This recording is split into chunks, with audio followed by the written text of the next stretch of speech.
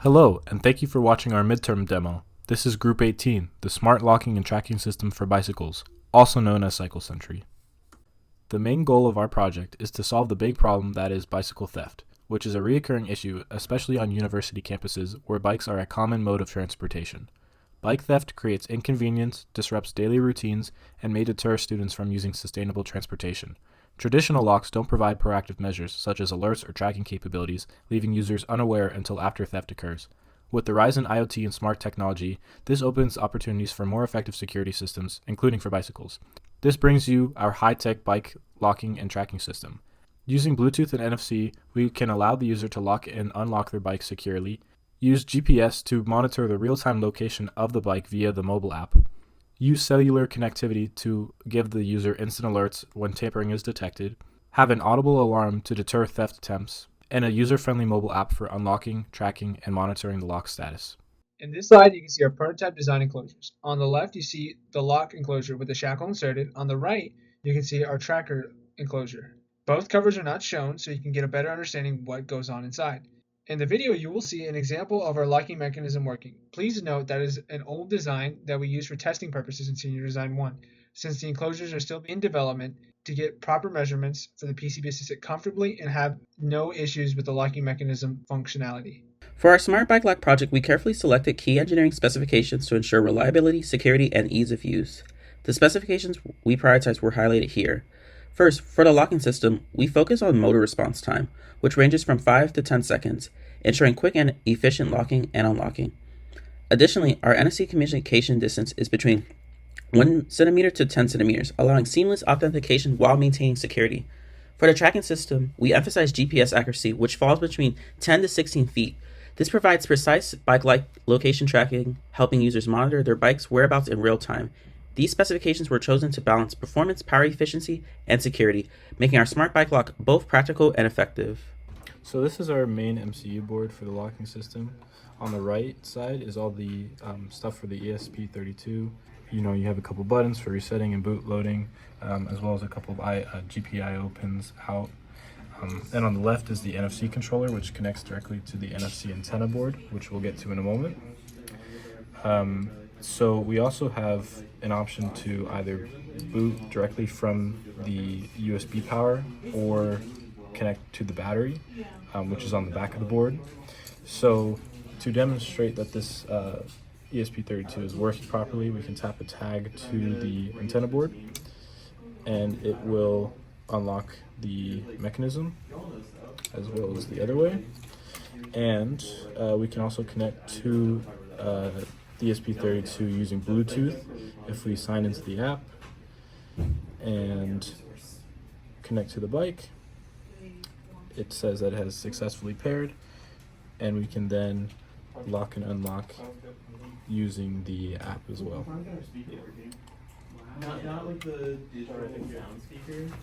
Okay, this is our stepper motor driver.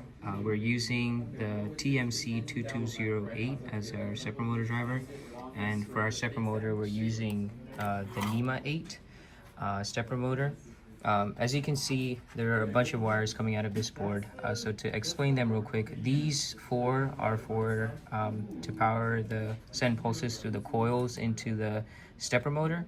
And then these wires, starting one of them is just ground.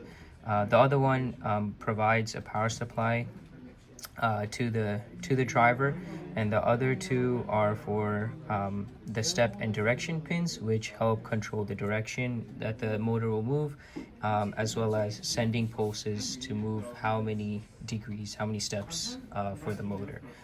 If we look over here at the power supply, we're giving it 5 volts, and so that is going to be powered, given by the battery itself, using the 5-volt regulator. So this is to unlock it. You can see that it works successfully, and then this is to lock it.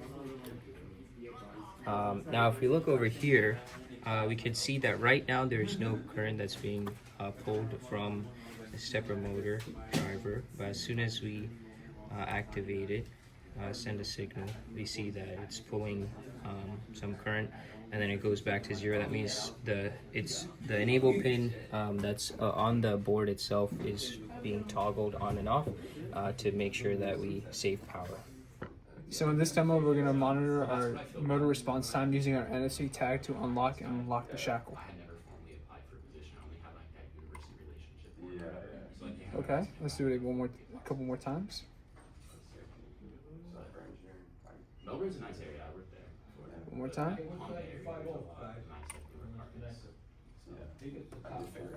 In this slide, you can see the specifications of our motor response time.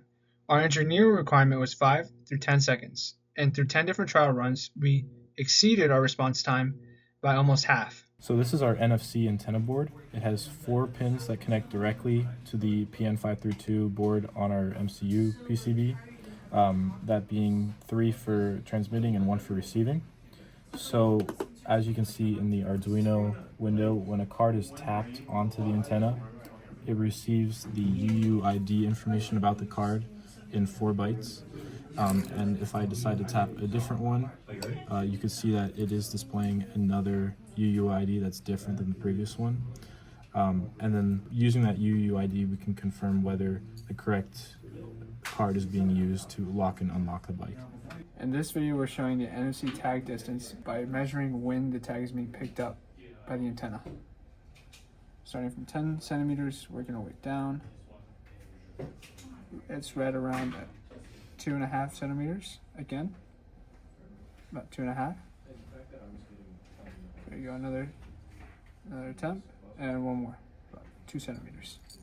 So in this video demonstration, we're showing off the NFC's dynamic range by seeing how far it takes until the antenna picks up our phone NFC tag. So starting from 10 centimeters, we work our way down.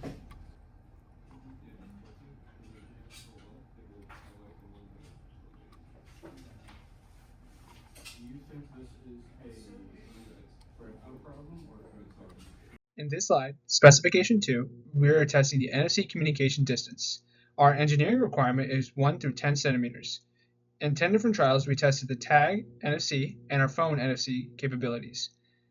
As you can see, the phone recorded much better distances than the tag.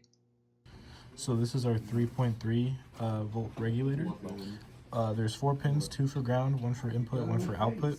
So as we can see here on our DC power supply, we are sending 3.7 volts, which is the nominal voltage on our battery, and we are receiving 3.3 volts on the output. So when the board is loaded with a 39 ohm resistance, we can see that we are still receiving 3.3 volts on our output. Now, because the battery can range from 4.2 volts to 2.5 depending on how much it's charged, we can change the voltage here. And we can see as we hit 4.2, we're receiving a little bit higher of a voltage, but it's still within range. So we're receiving 3.7 there. And if we ramp this down to about 2.5 volts, we are still receiving 3.3 volts to the ESP32. This is our 5-volt regulator board. As you can see on our power supply, we're supplying a 3.7 volt into the board, and then on the output we can see that it's a little bit over 5 volts, so we know that it's working perfectly fine. Now, if we give it a 100 ohm load, then we can see that it's still operating within the range. And then if we go back over here, if we were to test the range between 2.5 volts, we can still see that it's operating normally, and 4.2 volts, it's still operating the same. So this is our tracking system. In the middle we have our Arduino MKR MB1500 to power this board. Over here is the HM10 Bluetooth module. Here is where we would have our speaker, but we have it disconnected because we're in the lab at the moment. This is our GPS module, and to the board we have connected a 3.7 lithium ion battery. So at the moment the board is connected to Bluetooth to the ESP32, and the ESP32 will send information about whether the system has been locked or unlocked. So at the moment, on the left is the ESP32, on the right is the tracking system, and if I were to tap a tag, It sends information to the other system, either a CCW for locked or a CW for unlocked. It is also important to mention that we will be using Firebase as our database to store information about the device and sync everything with the cloud. The database is updated in real time using LTE on the tracking system and can also be updated using the phone app. Great. So in this demo, we're going to demonstrate Bluetooth connectivity with our system and unlocking and locking the bike. So first of all, we're going to connect our bike lock to Bluetooth. We're going to go back home, and now it's in the unlock state. So we hit the lock button, locks the lock, unlock, unlocks it. Now if the user wants to bypass Bluetooth and use an RFID tag, the system recognizes the tag and automatically locks the system. Now on this side, you can see the database updating the locking system. When I hit unlock, it changes the status of the Firebase. I'll do it again. It changes our status to the lock state. In this demo, we're going to be demonstrating NFC using our cellular device. In the final demo, we will have everything integrated on one phone, but this is just for testing purposes. So currently, the tag is not active, but once we click the Cycle Sentry, it activates the NFC and opens the lock. Do it again, locks the lock. So for our theft prevention, right now our bike is in the unlocked mode. So if we go here, we can safely just remove this pin right here and we can put it back. So there's no theft being detected right here. As well as that right now it says the connection was found again. But let's go to the state that if the bike was locked. So right now our bike is currently locked right now. So let's say in the case that it's hypothetically being removed right now, the shackle.